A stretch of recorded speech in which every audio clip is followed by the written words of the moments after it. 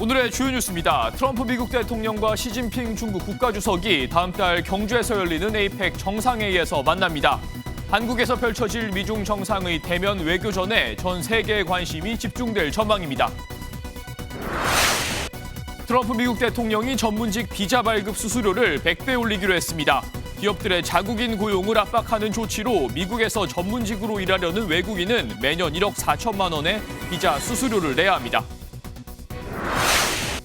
강원 강릉 지역의 식수원인 오봉저수지 저수율이 40%를 넘어섰습니다. 도암댐 매물이 24년 만에 방류되면서 강릉 지역 가뭄 해결에 큰 도움이 될 전망입니다. 시청자 여러분 안녕하십니까? 다음 달 경주에서 열리는 에이펙 정상회의에서 트럼프 미국 대통령과 시진핑 중국 국가주석이 만납니다. 양국의 빠른 관계 개선 속에 경주 에이펙은 올해 최대 외교 이벤트로 급부상했습니다. 동시에 우리는 이번 에이펙을 계기로 미완의 관세 협상과 비자 문제 등을 풀어내야 합니다. 오늘 뉴스센터는 요동치는 국제정세와 우리 앞에 놓인 과제들을 하나하나 짚어보겠습니다. 그럼 6년 만에 성사된 미중 정상의 만남 소식을 워싱턴 강영구 특파원이 보도합니다.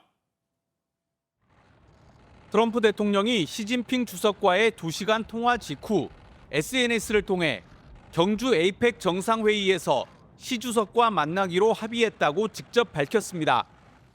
두 정상의 마지막 회동은 6년 전 일본 오사카 G20 정상회의로 만남이 성사되면 경주 에이펙 정상회의는 올해 최대 외교 무대가 될 전망입니다. 특히 개최국인 우리나라는 미중 간 중재자 역할을 할 기회를 잡게 됐습니다. 또 트럼프 대통령은 내년 초 중국을 방문하고 시 주석도 적절한 시기에 미국을 찾기로 했습니다. 일각에서는 트럼프 대통령의 방중 때 김정은 북한 국무위원장까지 합류하는 3자 회동 가능성까지 제기됐습니다. 무역 갈등과 관세 전쟁으로 대립하던 미중 양국이 관계 개선에 나서면서 관심을 모았던 틱톡의 미국 사업권 매각도 탄력이 붙었습니다. Well, I think so. I mean, when you say fully approved, I don't know what that means. We have to get it signed. I guess there could be a formality. 한편 시진핑 주석은 트럼프 대통령과의 통화를 긍정적이고 건설적인 대화로 평가했다고 중국 신화통신이 전했습니다. 전승절 열병식 이후 껄끄러웠던 미중 양국 관계가 새로운 전환점을 맞을지 주목되고 있습니다. 워싱턴에서 MBN 뉴스 강영구입니다. 미중 정상의 만남만큼이나 우리에게 중요한 건 에이펙을 계기로 열릴 수 있는 2차 한미 정상회담입니다. 이 관세 합의의 후속 협상이 한 달 넘게 공전하는 상황에서 한미 정상 간 만남으로 최종 합의가 도출될 수 있을지 주목됩니다. 표선우 기자가 취재했습니다.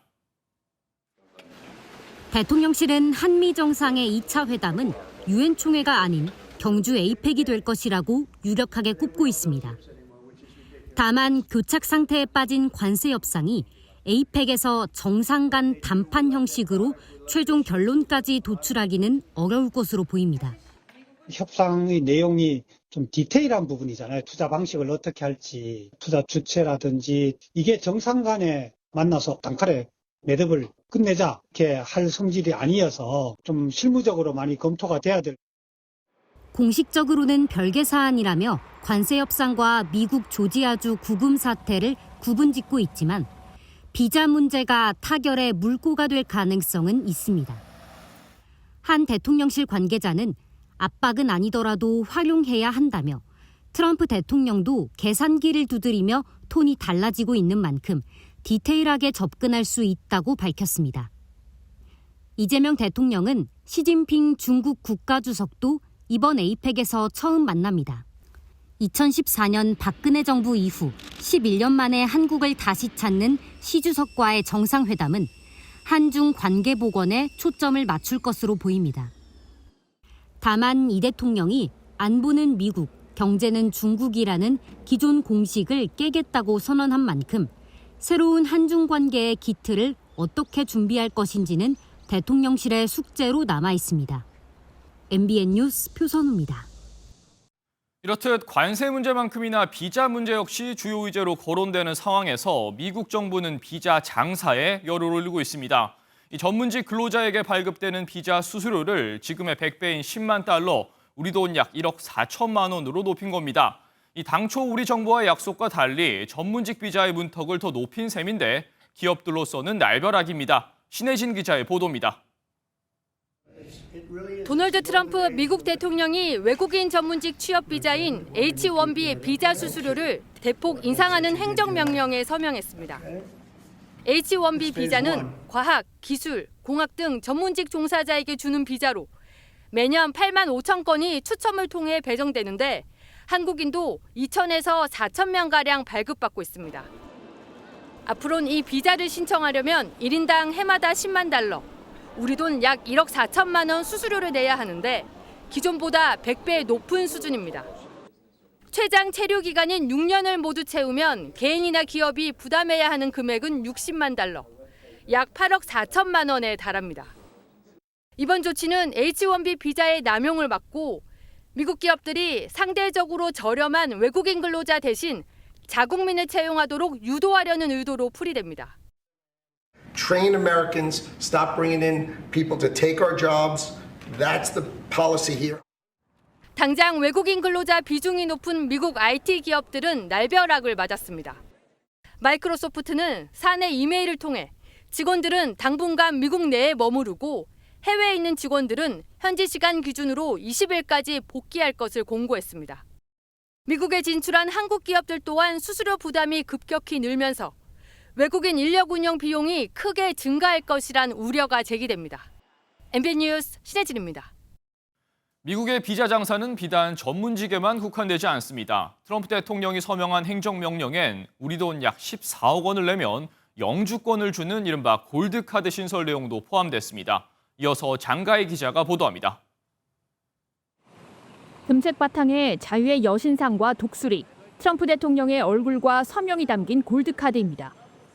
트럼프 미국 대통령은 부유한 외국인을 대상으로 돈을 받고 영주권을 파는 트럼프 골드카드 프로그램을 신설하는 행정명령에 서명했습니다. People that in many cases I guess are, very successful or whatever, and they're coming in, they're going to spend a lot of money to come in. 개인 신청자는 100만 달러, 우리 돈 약 14억 원을 미국 상무부에 기부하면 신속한 심사를 거쳐 영주권을 받을 수 있습니다. 기업이나 법인이 특정 인재를 위해 대신 기부할 경우에는 최소 200만 달러, 약 28억 원을 내야 합니다.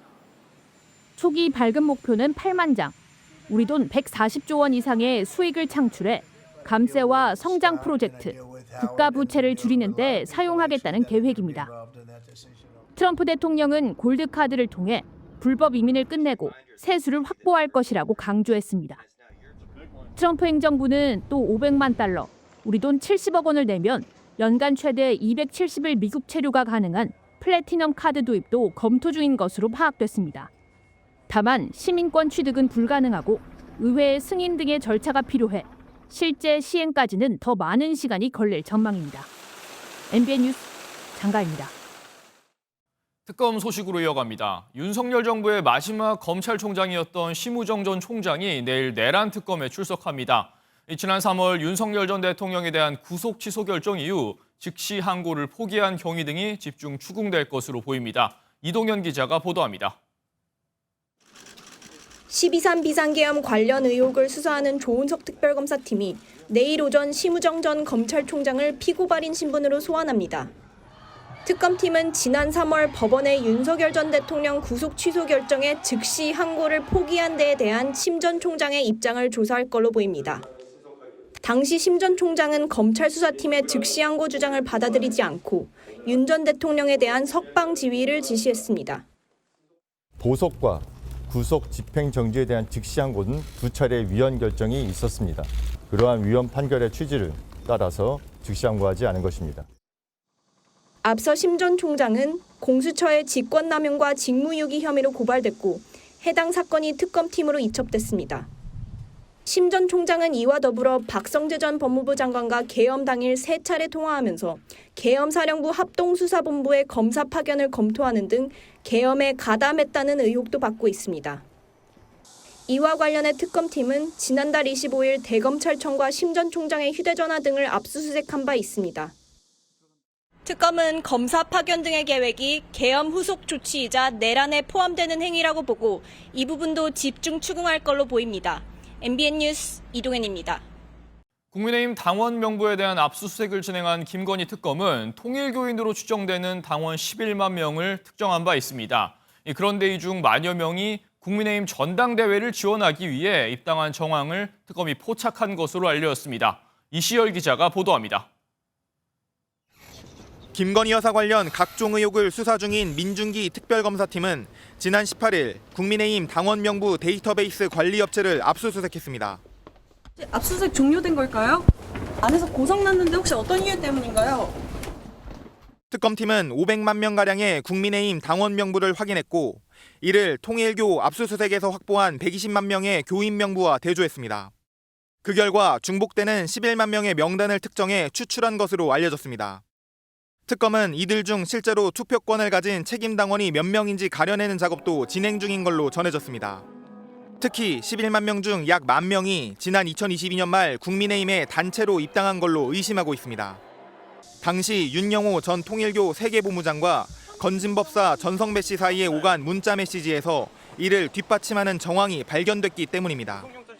윤 전 본부장이 전 씨에게 전당대회에 어느 정도 필요한가요라고 묻자 전 씨는 3개월 이상 당비를 납부한 권리당원 1만 명 이상을 동원하라는 취지로 답한 것으로 알려졌습니다.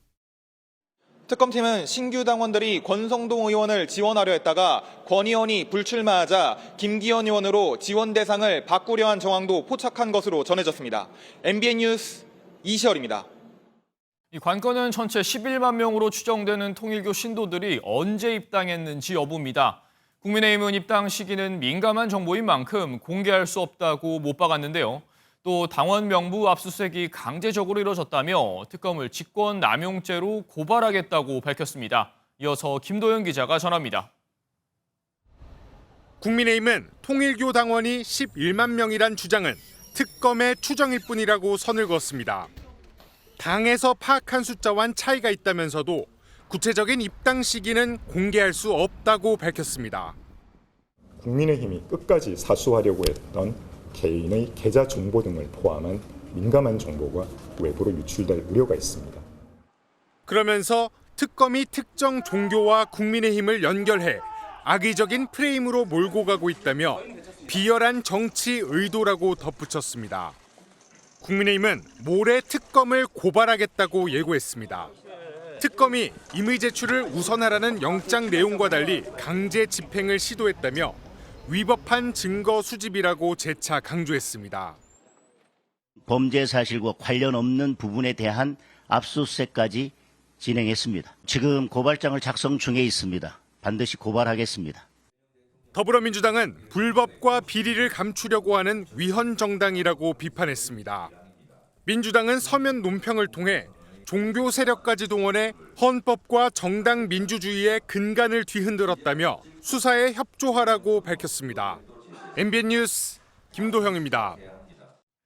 정치권에선 조희대 대법원장과 한덕수 당시 국무총리 등이 이재명 당시 대선 후보의 재판을 협의했다는 비밀 회동서를 놓고도 공방이 이어지고 있습니다. 국민의힘은 조작된 음성 제보를 이용한 정치 공작이라고 공격했고 민주당은 사법개혁의 본질이 흐려져선 안 된다고 맞받았습니다. 계속해서 정태웅 기자입니다.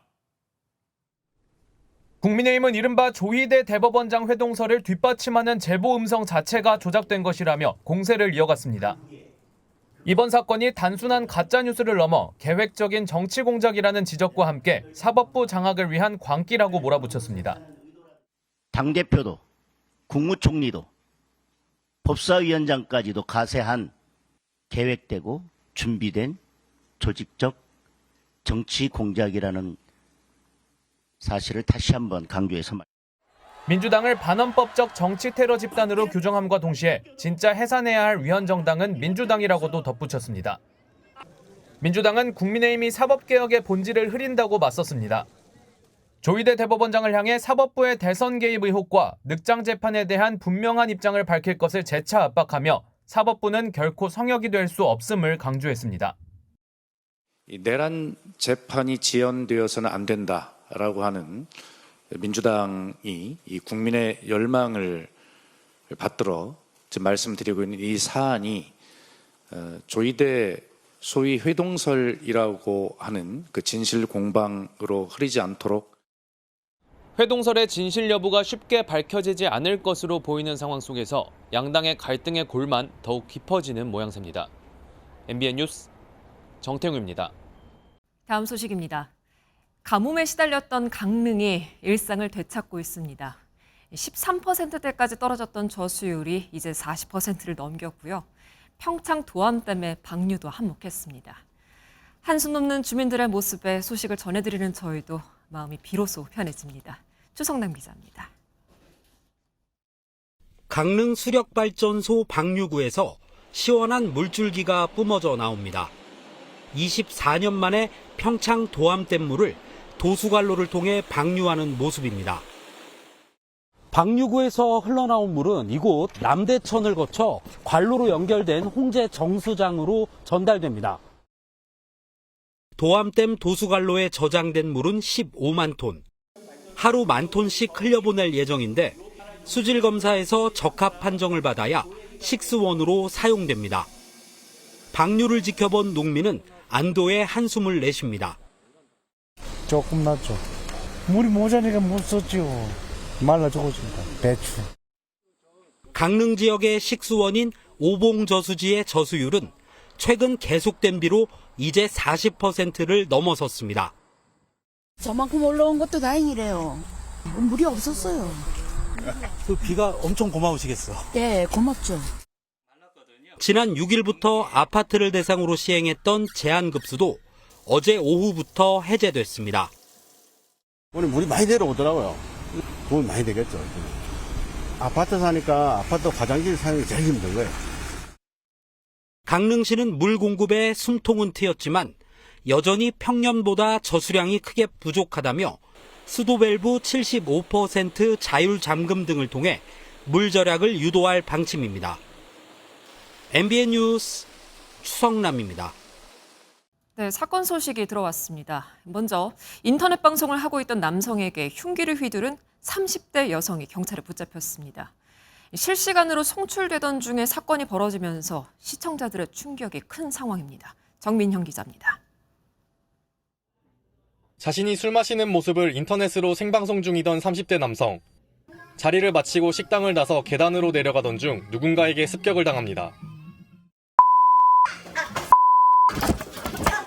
예상치 못했다는 듯 갑작스런 공격에 카메라까지 떨어뜨립니다. 오늘 새벽 2시 50분쯤 경기 부천시의 한 상가 건물에서 인터넷 방송 중인 30대 남성 BJ에게 흉기를 휘두른 30대 여성 A씨가 경찰에 붙잡혔습니다. 남성은 복부와 손을 다쳐 병원 치료를 받았지만 생명에 지장은 없는 것으로 전해졌습니다. A씨는 계단을 내려오는 남성에게 미리 준비해온 흉기를 휘두르고 그대로 달아났습니다. 당시 방송에는 A씨가 욕설하는 장면 등이 고스란히 담겼습니다. A씨는 범행 뒤 자수했는데 경찰 조사에서 피해자와는 아는 사이로 홧김에 범행을 저질렀다고 진술한 것으로 파악됐습니다. 경찰은 A씨에 대해 구속영장을 신청하는 한편 구체적인 사건 경위를 조사할 예정입니다. MBN 뉴스 정민영입니다.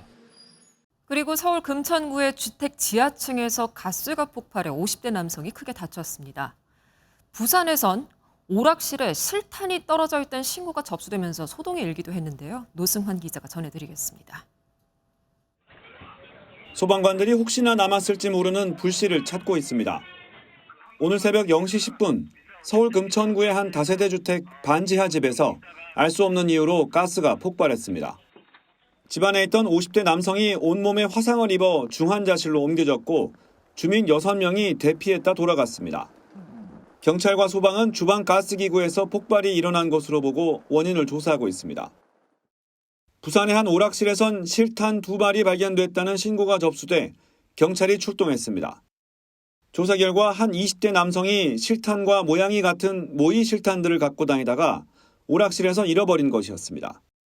총포, 도금, 화약류 등 단속법이 있거든요. 소지 허가를 받은 정확한 물품이면 소지 허가를 받아야 되는데 소지 허가 없이.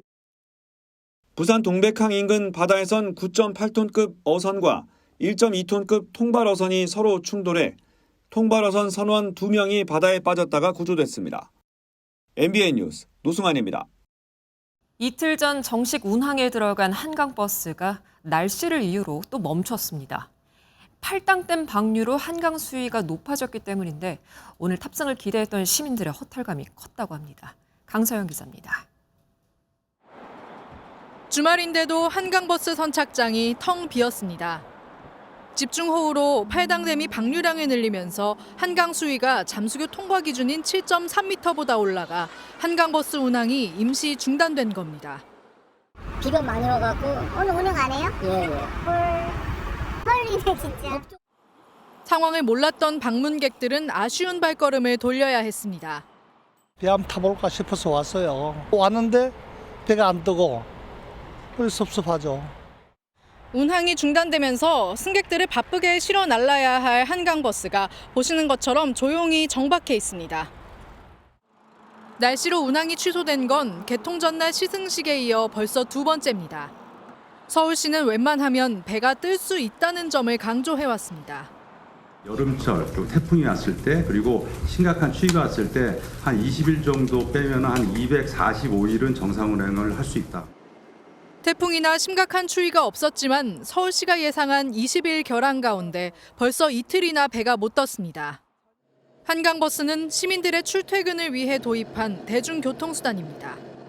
MBN 뉴스 강서영입니다. 미국 캘리포니아주에 괴물급 폭우가 쏟아졌습니다. 시간당 최대 450mm라는 믿지 못할 폭우가 내렸고요. 이렇게 보시다시피 보기에도 믿기 힘든 진흙 쓰나미까지 온 마을이 초토화가 됐습니다. 이혁준 기자입니다. 도로를 따라 진흙이 쓰나미처럼 마을을 덮칩니다. 황급히 차를 빼려고 트럭에 올랐지만 이내 진흙 쓰나미에 휩쓸리고 맙니다. 현지 시간으로 18일 미국 캘리포니아주 샌 버나디노 카운티에 시간당 450mm의 괴물 폭우가 쏟아지면서 대형 재난이 발생했습니다. 홍수가 나 고속도로는 물에 잠겼습니다. 바스토시에선 홍수에 차가 떠내려가면서 아버지는 구조됐지만 2살배기 소녀는 실종됐다가 다음 날 숨진 채 발견됐습니다. 곳곳에서 산이 무너지면서 주택이 파손됐고 진흙 더미에 갇혔다가 구조된 지역 주민들은 죽지 않은 게 다행이라고 푸념합니다. Mud started coming through the window as I was trying to get my dog out of the crate, broke the door, and then it was just game over from there. This is the wall that separates the garage. It's raining hard, and before long, everything is coming down the mountain around you. 태평양 연안인 캘리포니아주는 기후 변화로 인해 매년 괴물 폭우가 내려 인명 피해가 속출하고 있습니다. 해수면 온도가 상승하면서 수증기의 양이 많아지는데 이번 폭우 역시 열대성 폭풍이 몰고 온 수증기 탓으로 보입니다. MBN 뉴스 이혁준입니다. 첨단 전력망 구축을 위해서 이재명 정부가 일명 에너지 고속도로 사업을 추진하고 있는데요. 이 송전망 건설을 위해서는 지역 주민들의 반대부터 설득을 해야 합니다. 이 문제를 독일이 앞서서 성공을 했는데 어떤 해법으로 가능했는지 살펴보도록 하겠습니다. 독일 현지에서 안보람 기자입니다. 독일 북부에서 생산된 풍력에너지를 남부 산업지대로 연결하는 송전망 공사 현장입니다. 원자력 발전소 폐쇄로 생긴 남부 지역의 전력 공급 부족을 해결하기 위한 이른바 전기 아우토반을 만드는 겁니다. 기존 방식대로 송전탑을 세워 지상으로 전력을 보낼 계획이었지만 지역 주민들의 거센 반발에 독일 정부가 과감한 결정을 내렸습니다. 주변 환경에 미치는 영향을 최소화하고 주민 수용성을 높이기 위해 보시는 것처럼 고압 전선이 땅속으로 지나도록 건설되고 있습니다. 총 700km 구간 모두 땅속에 묻는 방식을 택하면서 사업비는 100억 유로, 우리 돈으로 약 16조 원으로 늘었습니다. 지상 송전선로보다 최대 10배 비싸지만 감수하기로 했습니다. Also wir haben natürlich auf der einen Seite starke Rechtsmittel, um dieses Vorhaben umzusetzen. Wir sind aber trotzdem darauf angewiesen, mit der Bevölkerung, den Entscheidungsträgern vor Ort in einem guten Verhältnis. 송전망 건설 관련 거의 모든 정보를 투명하게 공개하고 주민들이 처음부터 논의 과정에 참여할 수 있도록 한 것도 비결입니다. 보상도 뒤따랐습니다. Und als wir dann die Entschädigung ausgehandelt haben, war es so, dass bis auf 2 auf die 70 Kilometer hier alle mitgemacht haben. 우리나라도 지역에서 생산된 에너지를 수도권으로 보내는 송전망 건설이 진행 중이지만 주민 반발로 곳곳에서 지연이 잇따르고 있습니다. 첨단 산업단지가 몰린 수도권과 동서로 나뉜 전력망을 연결하는 이재명 정부의 에너지 고속도로 정책이 본격화하면 이런 갈등은 더욱 심화할 수밖에 없는 만큼 주민 참여와 투명성을 바탕으로 한 독일의 성공 사례를 면밀히 검토할 필요가 있습니다. MBN 뉴스 안보람입니다. 추석 차례상 물가가 또 걱정이네요. 예년보다 과일값은 조금 내렸는데요. 고기와 쌀 가격이 크게 올랐습니다. 정부가 물가를 최대한 잡겠다고는 했는데 마냥 쉽진 않아 보입니다. 신영수 기자입니다. 대형마트의 한 정육 코너입니다. 추석을 앞두고 장을 보러 온 손님들은 부쩍 오른 가격에 한숨만 나옵니다. 인원이 15명이나 되는데 고깃값도 비싸다 보니까 항상 좀 부담되고 소 안심의 전국 평균 가격은 지난해보다 10% 넘게 올랐고 돼지고기 값도 소폭 올랐습니다. 쌀값도 지난해보다 24.5% 치솟으면서 20kg 가격이 6만 3천 원을 돌파했습니다. 올해 추석 차례상 비용은 4인 기준 33만 362원으로 집계됐습니다. 지난해보다 0.4% 오른 겁니다. 지난해보다 과일 작황이 좋고 추석도 3주가량 늦어지면서 차례상 비용이 낮아질 것으로 예상됐지만 빗나갔습니다. 정부는 연휴 전까지 성수품 21개 품목 17만 2천 톤을 시장에 공급하기로 했습니다. 특히 9월 육류 공급 물량을 대폭 올리고 마트와 전통시장 할인 행사를 통해 가격 인하를 유도한다는 계획입니다. 또 모레부터 2차 소비 쿠폰이 풀리는 만큼 실질적인 부담은 다소 줄어들 것이라는 관측도 나옵니다. 구매력이 강화되는 측면이 있기 때문에 현금 여력이 생기는 거니까 소비자들이 추석 때 더 큰 소비를 할 수 있는. 다만 쌀값의 경우 농민들이 오히려 가격이 너무 싸서 문제였다며 인하 조치에 반발하고 있어 조정의 난항이 예상됩니다. MBN 뉴스 신용수입니다. 요즘 뉴스에 뇌 관련 질환 소식이 많은데요. 지금 화면에서 보시다시피 트럼프 미 대통령도 입꼬리가 비뚤어진 모습에 뇌졸중이 아니냐는 의문이 일기도 했었습니다. 기민하게 알아차려야 하는 질병인 만큼 전조 증상부터 예방법까지 자세하게 전해드리도록 하겠습니다. 한범수 기자입니다. 9.11 테러 24주기 추모식에 참석한 트럼프 미국 대통령입니다. 얼굴 한쪽이 다른 쪽에 비해 처져 있고 입도 비뚤어졌습니다. 뇌졸중 증상과 유사합니다. 백악관이 부인했지만 과거 뇌졸중에 시달린 대통령이 여러 명 있었던 만큼 미국 현지 관심은 쉽게 줄어들지 않았습니다. 국내에선 최근 유튜버 대도서관이 뇌졸중으로 사망하면서 관심이 집중된 바 있습니다.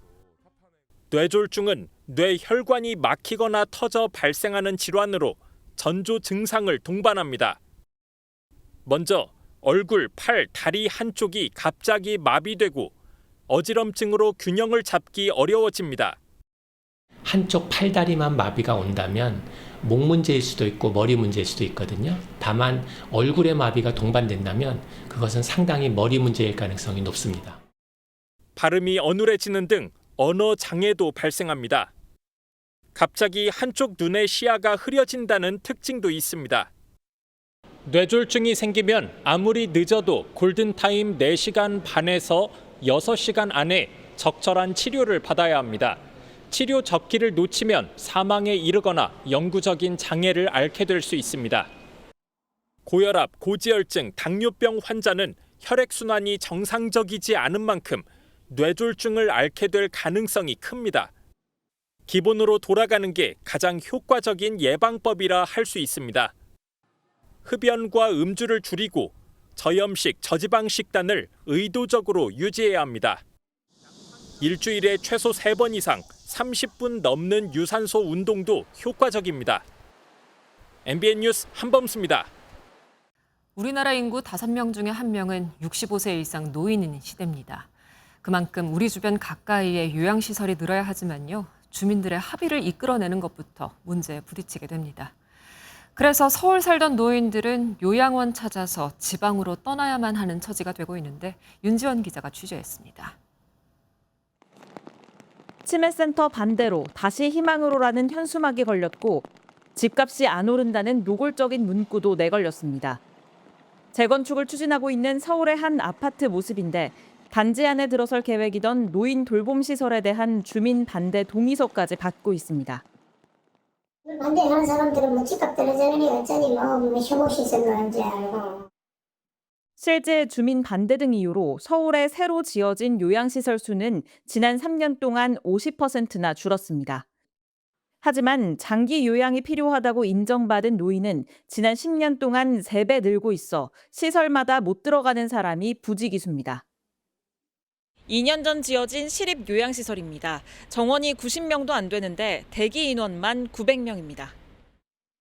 무조건 대기를 걸어라. 1년 넘어도 연락이 없고, 그러니까 여기저기 많이 이렇게 대기를 다 걸어놓는 것 같아요. 서울에 있는 요양시설에 들어갈 수 있는 어르신들은 65%뿐 10명 가운데 4명은 주소지가 서울임에도 다른 곳으로 가야 합니다. 환경 변화가 굉장히 큰 스트레스가 되시기 때문에 어떻게 보면 어르신들의 건강에도 영향을 미칠 수가 있거든요.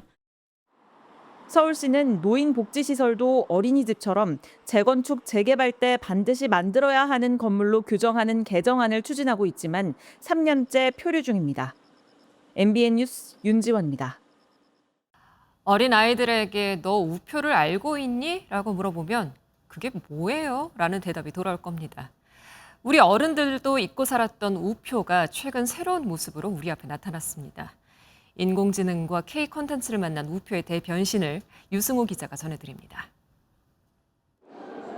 어두운 방 안, 관람객들이 조명을 끈 채 스마트폰 카메라로 빨간색 우표를 찍습니다. 국내 최초 공개된 세계에서 가장 비싼 우표 1센트 마젠타를 비롯해 65개 국가의 우표가 한국을 찾았습니다. 사람의 얼굴을 그려 우표를 만드는 로봇 앞에는 어느새 긴 줄이 들어섰습니다. If you're an experienced collector, this might be nice, but only for the eye. But it might, for a kid, it might be very learning. 평소 우표를 접할 기회가 적었던 아이들은 모든 게 새롭습니다. 세계 여러 나라 우표를 볼 수 있어서 너무 즐거웠어요. 제 얼굴을 스캔하고 그려주는 게 너무 신기하고 재밌었어요. 전시회 한편에는 오색빛 단청 무늬에 맞춰 K 콘텐츠 기념 우표 공간도 꾸려졌습니다. 우리나라 첫 우표 발행 141주년을 맞아 우리 문화와 동식물 그리고 캐릭터가 담긴 141종 기념 우표가 벽면을 가득 채웠습니다. 통신수단의 변화로 국내 우표 시장 규모가 꾸준히 줄자 시대상을 담는 우표의 특성을 살려 새로운 시도에 나선 것입니다. 우표는 전 세계의 문화를 자랑할 수 있는 매우 상징적인 가치가 있는 대상이라고 생각을 합니다. 다양한 소재를 저희들이 우표에 담을 거고요. 한때 우편 요금의 상징이었던 우표가 이제는 AI와 K 콘텐츠를 품고 손안의 기록관으로 변하고 있습니다. MBN 뉴스 유승호입니다. 나시고랭과 미고랭이 익숙하듯이 인도네시아의 음식도 또 문화도 우리에게 이제 많이 친숙합니다. 오늘 서울 도심 한복판에선 인도네시아를 오감으로 느낄 수 있는 축제가 열렸는데요. 시청자 여러분들도 함께 가보시죠. 심가현 기자입니다. 검은 옷에 굵은 코수염 분장의 남성들이 거대한 가면과 함께 이국적인 선율에 맞춰 공연을 펼칩니다. 인도네시아 자바섬을 대표하는 전통 민속 공연 레옥 포노로고입니다. 지글지글 볶아낸 나시고랭과 달콤 짭짤한 볶음밥 미고랭의 향신료 가득한 음식 냄새 앞으로는 긴 줄이 늘어섰습니다. 음식들이 다 맛있어서 되게 인상 좋은 기억이 있는데 그래서 오늘도 이렇게 맛있게 먹으려고 한번 사봤어요. 전통 직물 엔덱과 알록달록한 바틱 의상 등 수공예품이 전시된 공간도 시선을 사로잡습니다. 이렇게 현지 의상을 직접 입어보며 낯선 나라로 여행을 떠나온 듯한 기분을 생생하게 느낄 수 있습니다. Kelebihannya batik Bali itu dibuat dari tangan langsung, jadi tidak pakai pabrik, tidak pakai mesin. 코코넛 물에 과일 향을 더한 전통 음료 꾸에빨리를 마시며 바라보는 한강의 분위기는 어느 휴양지 못지않습니다. 교환학생으로 한 달 갔다 왔었는데 여기서 봤던 물건들이나 음식들이 현지에서 먹었던 거랑 진짜 많이 똑같고 맛도 그렇고 분위기도 잘 재현되어 있어서 좋은 것 같아요. 하루 동안 펼쳐진 파라다이스로의 여행이 두 나라의 우정을 잇는 다리가 되며 시민들에게 특별한 주말을 선물했습니다. MBN 뉴스 심가현입니다. 오늘도 전국이 흐린 가운데 곳곳에 가을비가 내렸습니다. 지금도 일부 동쪽 지역은 산발적인 비가 이어지고 있는데요. 중북부와 경북 동해안은 오늘 밤까지 비가 더 내리겠고 강원 영동은 내일 오전까지 5에서 20mm의 비가 이어지겠습니다. 비가 그친 뒤 밤 사이에는 내륙을 중심으로 짙은 안개가 만들어지겠습니다. 경기 동부와 충청, 남부 내륙은 가시거리가 200m 미만까지 좁혀지는 곳이 있겠습니다. 가을로 접어든 만큼 일교차는 점점 더 커지겠습니다. 내일 서울의 아침 기온 16도로 오늘보다 더 선선하겠고요. 낮에는 26도까지 올라 일교차가 10도 안팎까지 벌어지겠습니다. 내일 하늘은 대체로 맑겠습니다. 제주와 해안가에서는 바람이 매우 강하게 불겠습니다. 내일 중부지방 아침 기온은 춘천이 15도, 대전은 17도로 출발하겠고 낮에는 26도 안팎까지 오르겠습니다. 남부지방도 광주의 낮 기온 27도, 대구는 26도까지 올라 아침과의 기온차가 크겠습니다. 다음 주 초까지 제주에는 비가 자주 내리겠고요. 화요일 밤 남해안을 시작으로 수요일에는 전국에 비가 내리겠습니다. 날씨였습니다. 오늘 영상 속으로는 경북 청송정원에 만개한 백일홍의 모습을 담아봤습니다. 네, 여유로운 저녁 시간 보내시길 바라고요. 뉴스센터는 여기서 모두 마치도록 하겠습니다. 함께해 주신 여러분 고맙습니다.